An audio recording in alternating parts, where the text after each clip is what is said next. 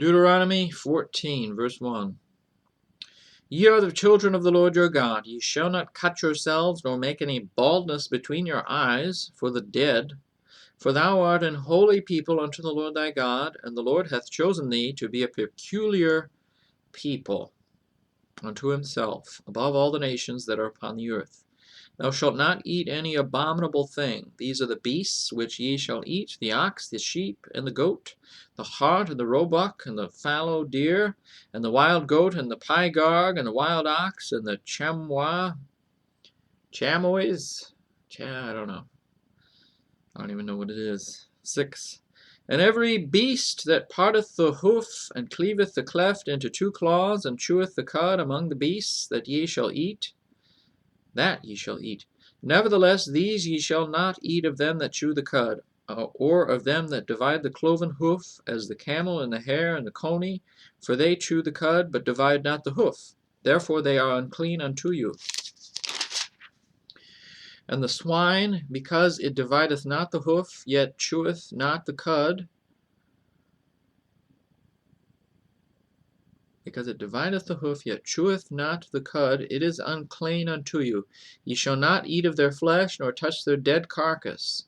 These ye shall eat of all that are in the waters, all that have fins and scales shall ye eat, and whatsoever hath not fins and scales ye may not eat. It is unclean unto you.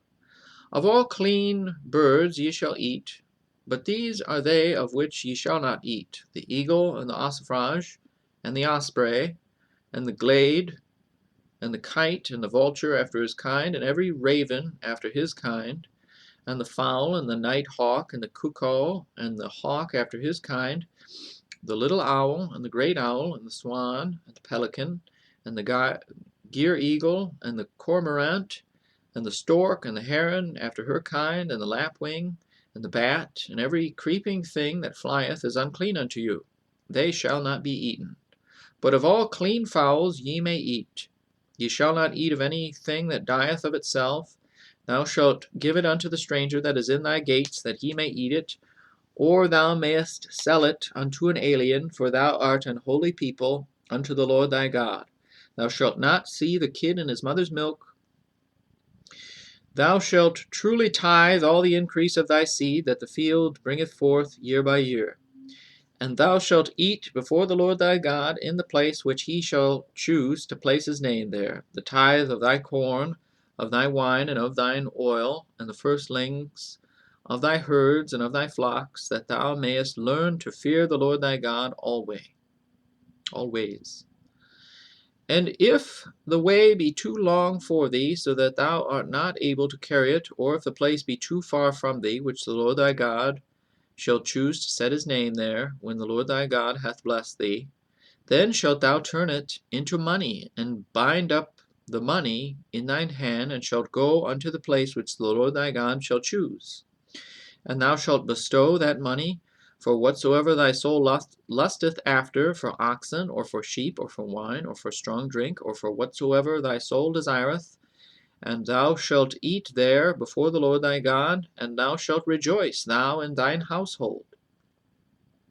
And the Levite that is within thy gates, thou shalt not forsake him, for he hath no part nor inheritance with thee. At the end of 3 years thou shalt bring forth all the tithe of thine increase the same year, and shalt lay it up within thy gates.